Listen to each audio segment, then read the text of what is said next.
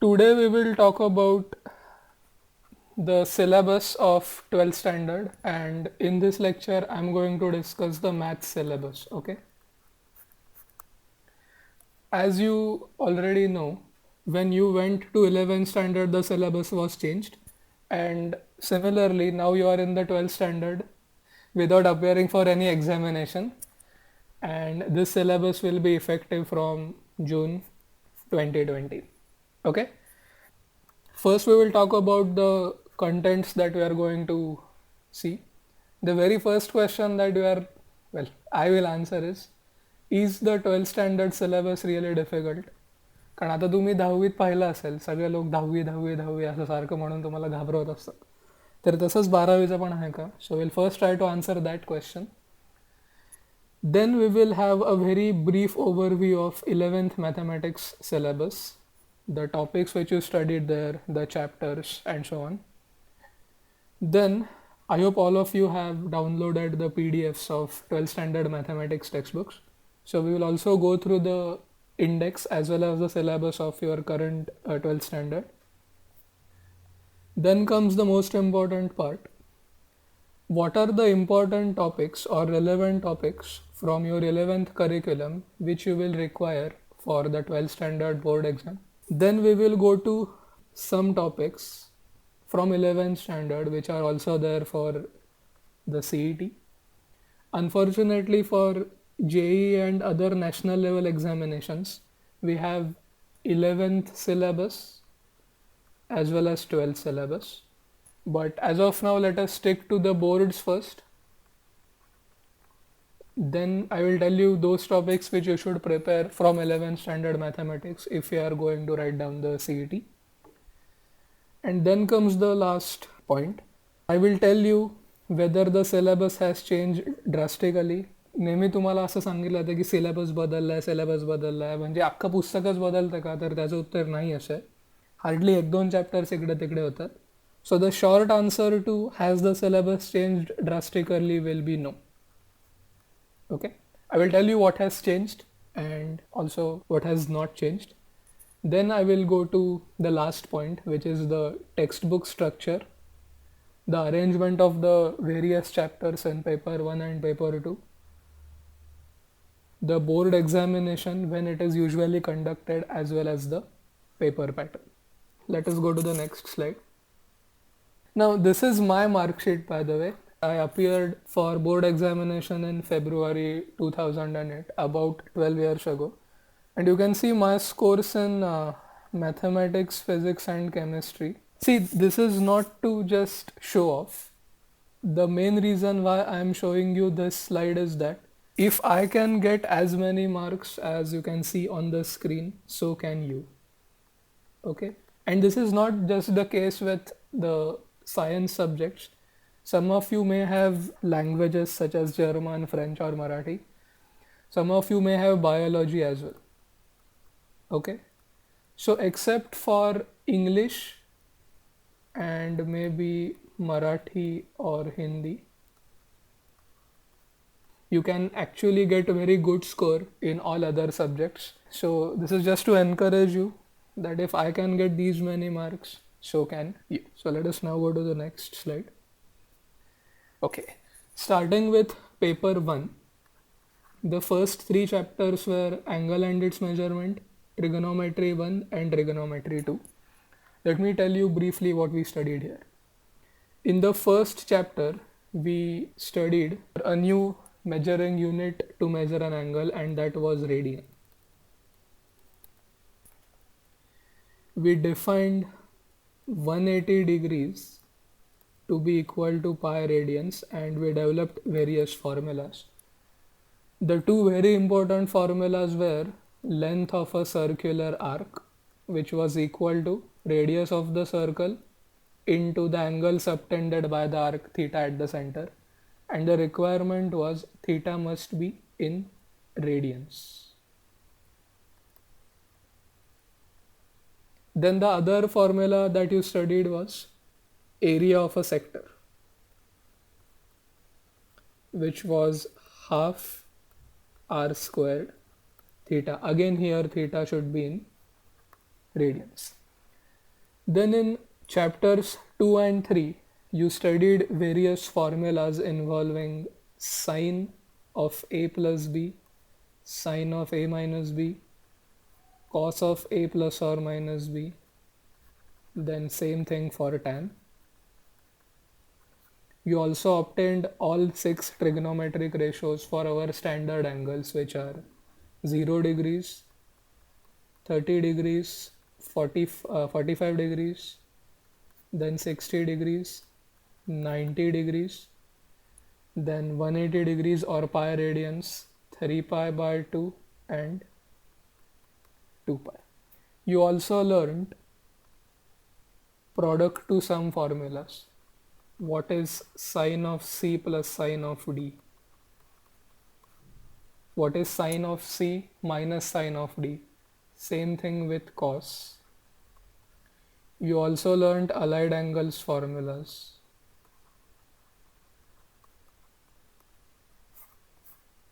Then you also learned half angle, double angle, and triple angle formulas. Now I'm telling you all these things because in 12th standard there is a chapter called trigonometric equations, wherein we will require all the basic things from the first, the second and the third chapter of paper 1 of 11th standard mathematics. Okay, let us go to the next chapters. The fourth chapter in paper 1 was determinants and matrices.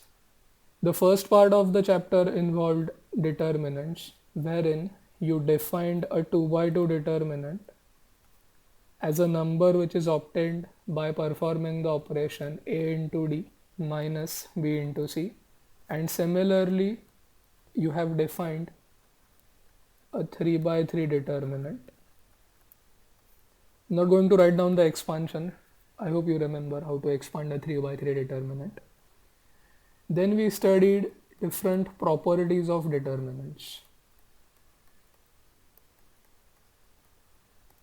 For example, if any two rows of or any two columns of a determinant are interchanged, then the value of the determinant changes in sign only. If any two rows are identical, then the value of the determinant is 0 and so on. At last, you studied the Cramer's rule to solve the system of linear equations. That was the content in the determinant. Then you defined a new mathematical object called a matrix. The definition of matrix which you had was a rectangular arrangement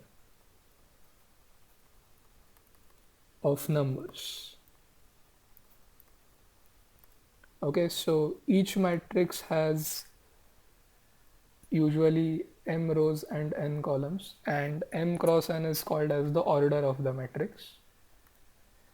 Then you had various operations associated with matrix which we called algebra, wherein you studied how to add two matrices, how to subtract two matrices, how to multiply one matrix by the other, and how to multiply any matrix by a scalar or a number.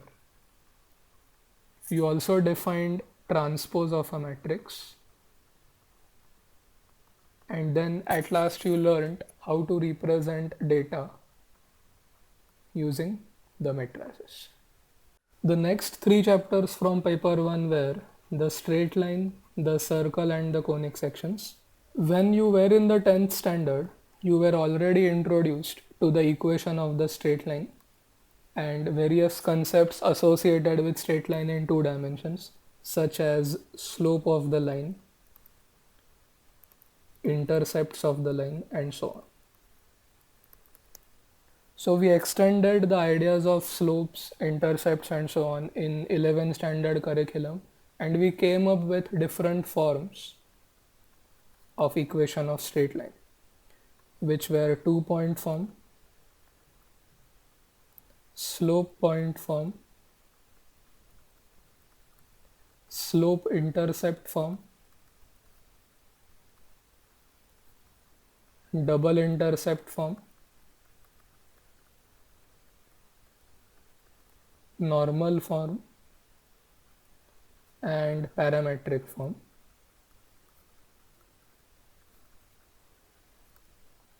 We are going to make use of all six forms of equation of a straight line, because in 12th standard there is a chapter called as pair of straight lines.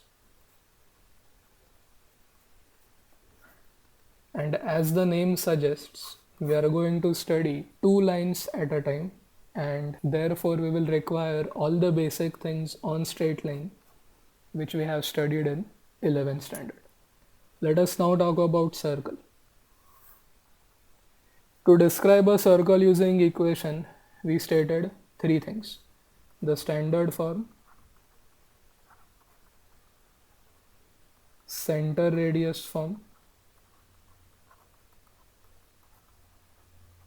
diameter form, and at last the general form of equation of a circle. We also learned how to obtain the coordinates of the center of the circle and how to find the radius of the circle if the equation of the circle is in the general form. Then we also studied the condition of tangency. When can a line in two dimensions be a tangent to the given circle?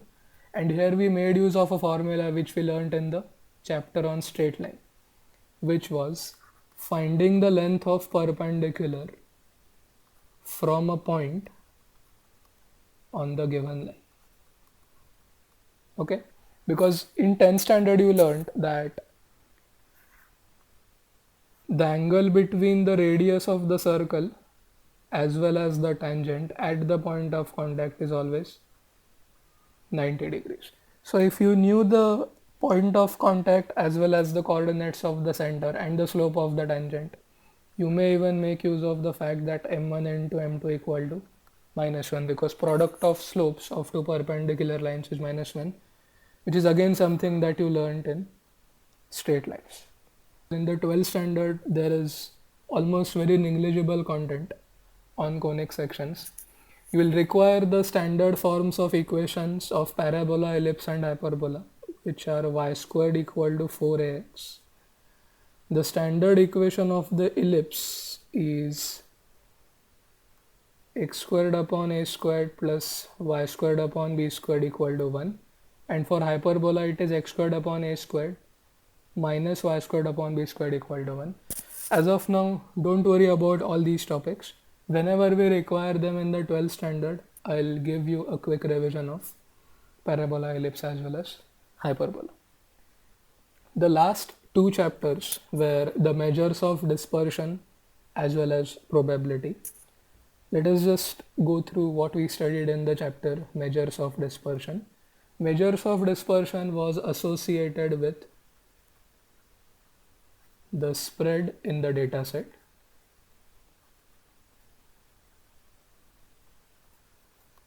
and we came up with various measures for the dispersion or the variability. We defined quartiles, we defined range, we defined mean absolute deviation, we defined the standard deviation or variance. Usually the standard deviation is denoted by the Greek alphabet sigma, and variance is the square of standard deviation, so it is denoted by sigma square. In 12th standard, we are not going to make use of any of the first three parameters, but we will require standard deviation as well as variance in the chapter on probability distribution and binomial distribution.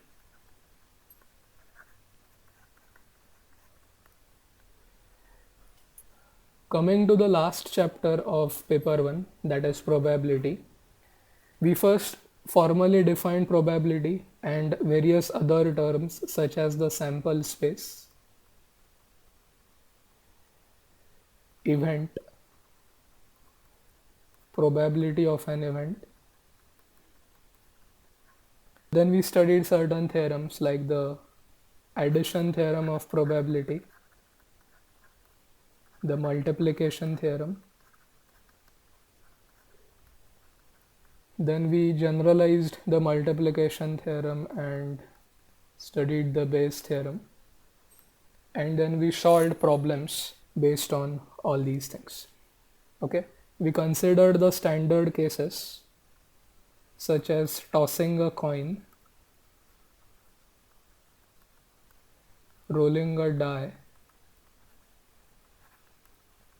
and from the deck of 52 well shuffled cards, what is the probability that we'll get 3 jacks, 1 jack and 2 queens, and so on.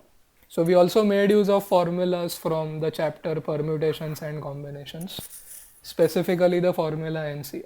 Again, as far as the relevance of these topics with the 12th standard is concerned, you will require all these definitions: sample space, event, probability, occasionally the addition theorem and the multiplication theorem.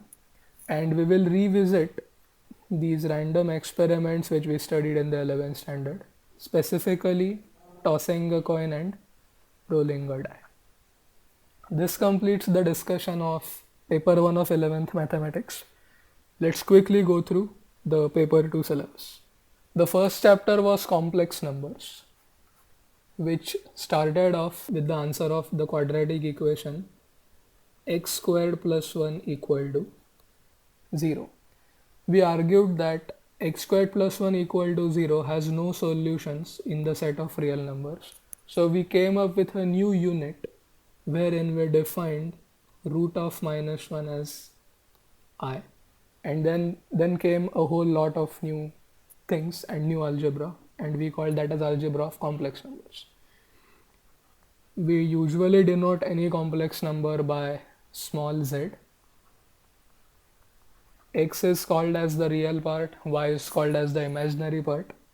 Then we defined the terms such as the modulus of a complex number, the argument or amplitude of a complex number, complex conjugate, how to add, subtract, multiply and divide one complex number by the other.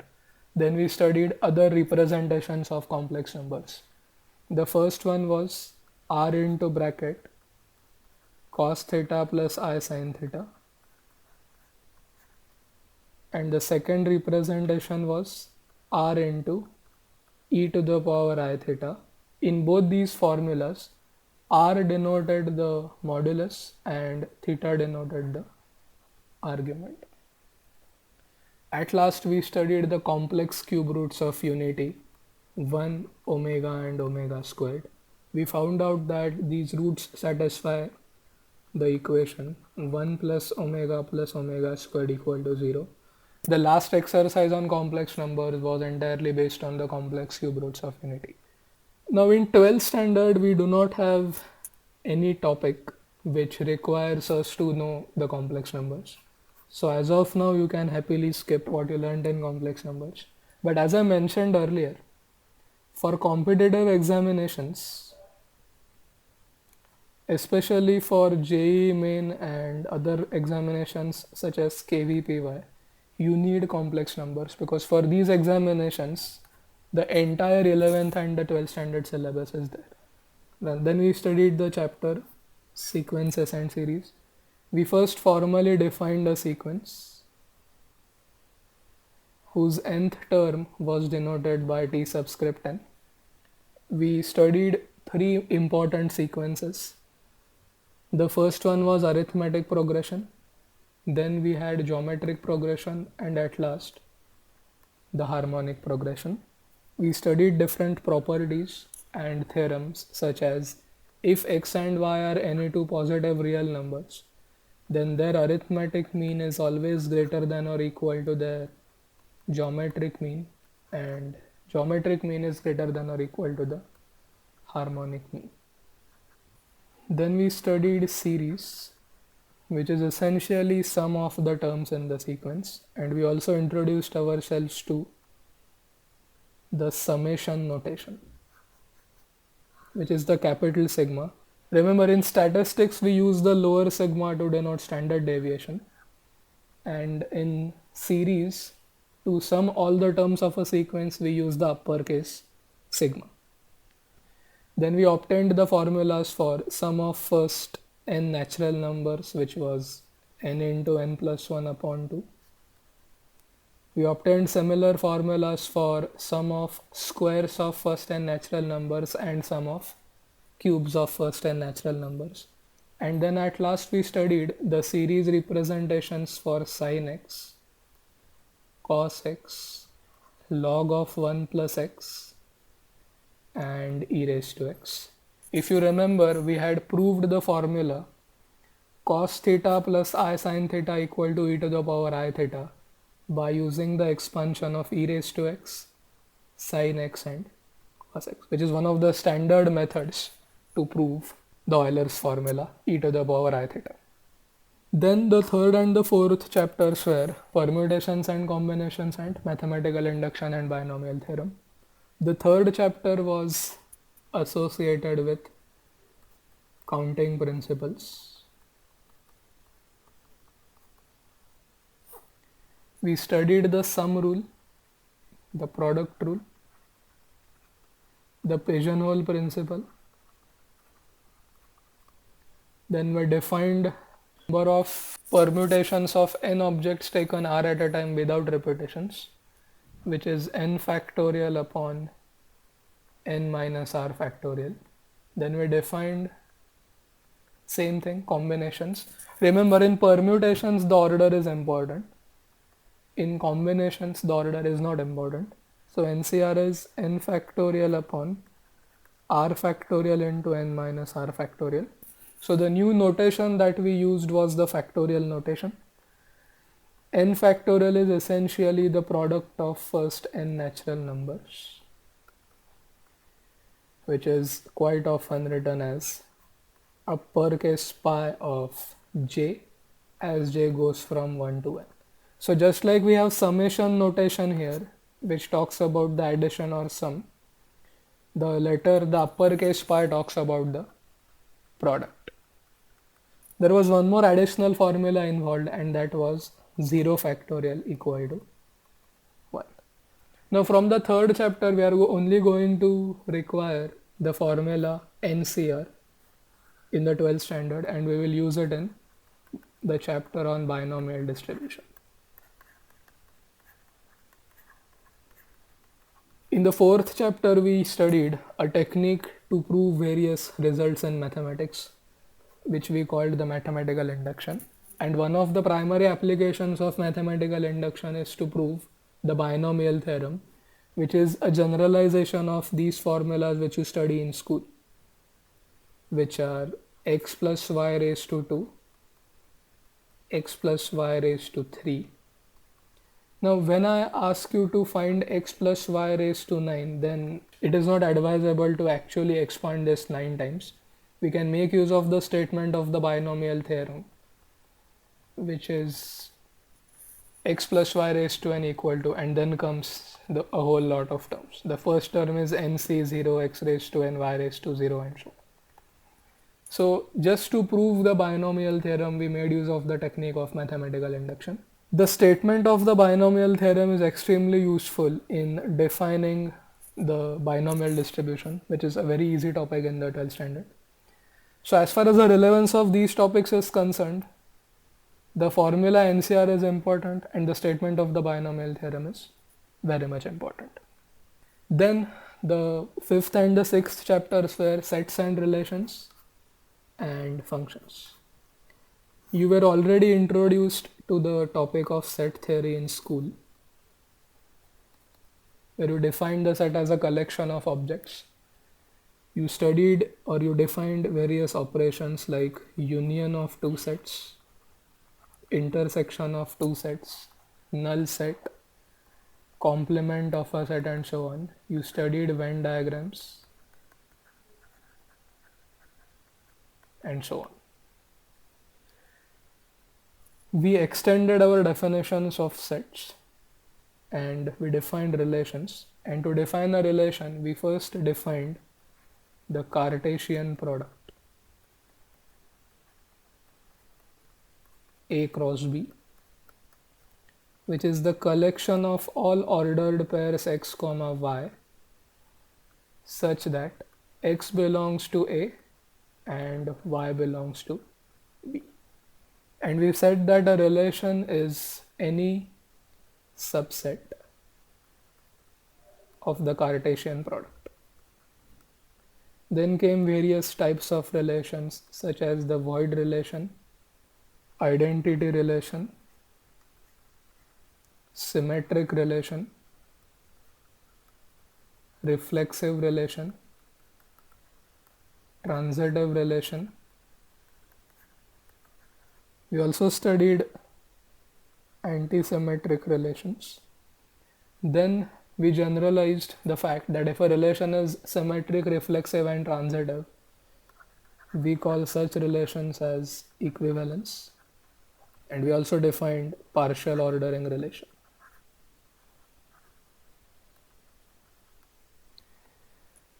We defined functions as a special class of relations, wherein every element in the domain is linked to a unique element in the codomain B. We also defined range of a function. Then came various types of functions. Algebraic, such as x squared, root x, and so on. The 6 trigonometric functions, the 6 inverse trigonometric functions, then exponential functions and logarithmic functions. We also studied some piecewise defined functions such as mod of x, floor of x, ceiling of x, and fractional part of x, and so on. In the paper 2, in almost each and every chapter of paper 2 of 12th standard, we are going to make extensive use of functions. So I would recommend you to once again revise everything which we have studied in the chapter on functions. We also studied how to draw graph of a function, what are periodic functions, and so on. And just go through the important definitions from functions. I think that is definitely going to help you. Then comes the last section, limits, continuity, and differentiation. If you remember when we studied limits, I always said that we do not study only limits, you always study limits of either functions or sequences. We say limit of a function, limit of a sequence, or limit of a series. Okay. Now I'm not going to talk about all these topics in great detail because entire paper 2 is based on these three things: limits, continuity, and differentiation. So when we study, or rather when we begin our study of paper 2 of 12th standard, I'll definitely give you a brief overview of what limits are, what is a continuous function, what is removable discontinuity, irremovable discontinuity. Differentiation is the process of obtaining derivatives. All three topics belong to a much wider branch of mathematics called as the differential calculus. There is another twin to this, which is the integral calculus, which we are going to study in 12th standard.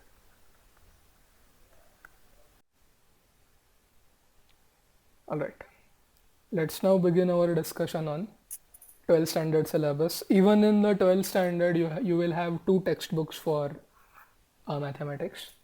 Paper 1 will consist of slightly unrelated topics, and by unrelated I mean the second chapter may or may not have, or may have very little connection with mathematical logic, trigonometric equations, and so on. But this is not the case with paper 2. In paper 2, fifth chapter is strongly depending on the first four chapters and so on. Okay, so comparatively paper 1 is easier for 12th than paper 2. So those who find it very difficult to solve problems on limits and continuity, they may focus more on paper 1. Okay, the first chapter from paper 1 is titled Mathematical Logic, which is usually considered a very easy chapter. In mathematical logic, we are going to study logical connectives such as AND, OR, negation, and implication. you may find mathematical logic very similar to grammar of English language. Well, this is just a rough introduction. We are not going to study rules of grammars and all those things in mathematical logic, but we are going to study how to write down negation of a statement and so on. Okay. Those of you who will opt for computer science or information technology or electronics, which is usually called as ENTC, the branch, there you have a subject called discrete mathematics. There you will make use of all the things that you will study in mathematical logic. Otherwise, for mechanical and electrical engineering, we don't need mathematical logic. Matrices is again a very powerful tool in physics and engineering. So we will need all those things which we studied in the 11th standard. How to find determinant of a matrix, how to add two matrices and so on. We're also going to study an operation very similar to division, but not exactly division, and that is called as finding inverse of a matrix, wherein we will make use of the identity matrix of order 2 and identity matrix of order 3. We'll study various methods to obtain inverse of a matrix and so on. The chapter trigonometric equations is by far the lengthiest chapter in paper 1 because this chapter consists of 3 sub chapters, I can say. The first one is trigonometric equations itself. Second one is the properties of triangle, where you will see the generalization of the property of right angle triangle. Sum of squares of the two sides is equal to square of the hypotenuse. Can we find a similar relation for triangles which are not right angled? The answer is yes. We call that rule as cosine rule, and we will also study other rules such as sine rule and projection rule. The last part in trigonometric equations is inverse trigonometric functions. And this is the reason I said that you should first understand the definition of function and also what is inverse of a function. If you understand and recall all those things which you studied there, what are one-one functions, what are onto functions, then it will not be very difficult to recall or to understand what are inverse trigonometric functions.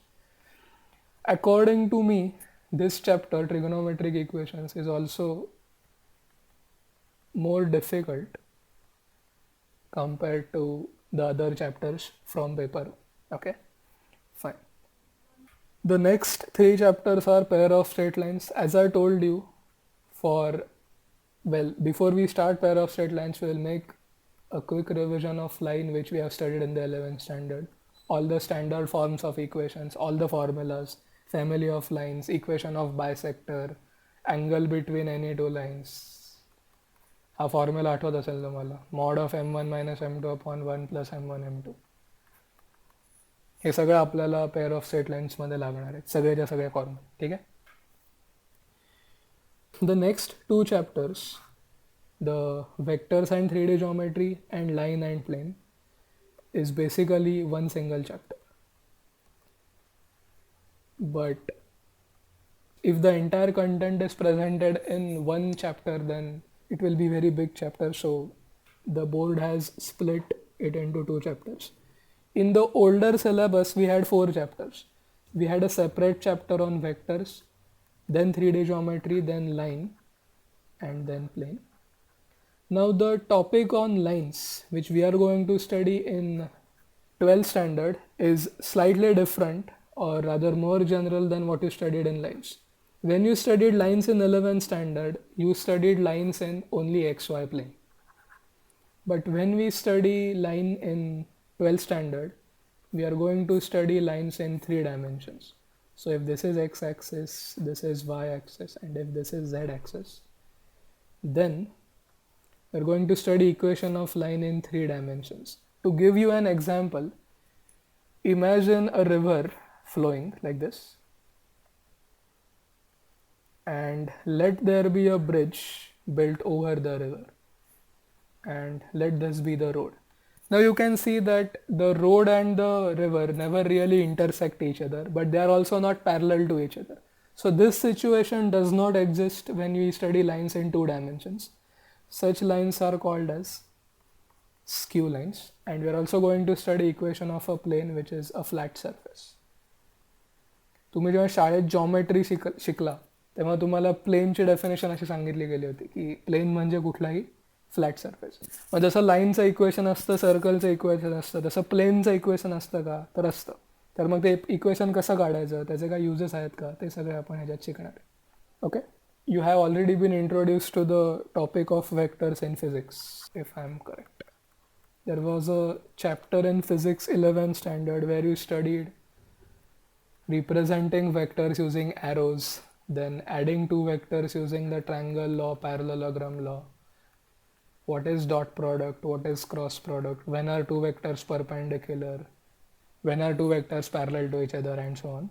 So this will be an extension of all those things which you studied in the topic vectors in 11th standard. Plus we will also make use of that idea which defines or which differentiates vectors from scalars. When you define vectors, you always say that they have magnitude and direction. So can we make use of this important property of directions which vectors have to come up with equations of line and plane? Or how the study of 3D geometry is simplified if we know vectors? That is basically the crux of the chapters 5 and 6. According to me, if you focus on these two chapters, then that covers almost, I would say, 40% of the entire syllabus of paper 1. Okay, and these chapters are very easy. Even if you don't study the application part, which you don't have in this curriculum. Physics मध्ये थोडा आहे ॲप्लिकेशनचा part, पण तरी बोर्डाच्या परीक्षेसाठी scoring जर तुम्हाला करायचं असेल तर हे 2 चॅप्टर्स खूपच जास्त महत्त्वाचे आहेत. ठीक आहे. Let's now go to the last chapter, that is linear programming. Very common misconception which many people have is that when they read linear programming, they think that this has something to do with computer programming. But that is not true. It should actually have been linear modeling. Okay. Like how to build a mathematical model. त्याच्याबद्दल मी तुम्हाला नंतर सांगेनच, पण as of now linear प्रोग्रामिंगचा computer प्रोग्रामिंगशी काहीही संबंध नाही. ठीक आहे. म्हणजे कम्प्युटर प्रोग्रामिंग सीमध्ये केलं किंवा कुठल्याही लँग्वेजमध्ये असेल तर ते काही आपण इथे शिकणार नाही आहोत. लिनियर प्रोग्रामिंगसाठी आपल्याला 11वीत शिकलेलं काय काय लागेल. If you remember in functions we had studied inequalities. x greater than or equal to 3 चा सोल्युशन सेट काय असेल, closed interval 3, open interval infinity and so या ज्या इनइक्वॅलिटीज आहेत आणि त्यांच्या काही प्रॉपर्टीज त्या आपल्याला लिनियर प्रोग्रामिंगमध्ये लागतील. तर पेपर 1 हा बऱ्यापैकी सोपा आहे. लिनियर प्रोग्रामिंग पण खूप सोपं आहे, काही अवघड नाही आहे. Except for trigonometric equations all other chapters are very easy. The question which the board asks in the examination, their pattern is also fixed. So if you study well, then it will not be very much difficult to score as far as paper 1 questions are concerned. Let's now quickly go through paper 2. In paper 2 there are total 8 chapters, out of which the first 6 chapters are heavily dependent on one another. The first chapter is differentiation, which extends the chapter on differentiation which you studied in the 11th standard. 11वीत तुम्ही हे 4 rules शिकला असाल. Addition rule, subtraction rule, multiplication rule आणि division rule. आणि जर तुम्हाला आठवत असेल तर मी तुम्हाला चेन रूल पण तेव्हाच सांगितला होता. म्हणजे जर आपल्याला साईन एक्स स्क्वेअर्डचा डेरिव्हेटिव्ह काढायचा असेल तर आपण आधी साईनचा डेरिव्हेटिव्ह काढतो, तो असतो कॉस, आणि मग आतल्या फंक्शनचा डेरिव्हेटिव्ह काढतो, तो असतो 2x. तर हा रूल कसा येतो, कसं प्रूव्ह करायचा हा रूल, आणि पुढे काय त्याचे ॲप्लिकेशन्स आहेत का, ते आपण डिफरन्सिएशनमध्ये शिकणार आहोत. And we are going to learn various other techniques of differentiation like implicit differentiation, parametric differentiation and so on. ते जसं जसं येईल तसं तसं मी तुम्हाला सांगेनच. पॅरामेट्रिक डिफरन्सिएशनचं ऑलरेडी एक एक्झाम्पल तुम्हाला झालेलं आहे प्रोजेक्टाईल मोशनमध्ये.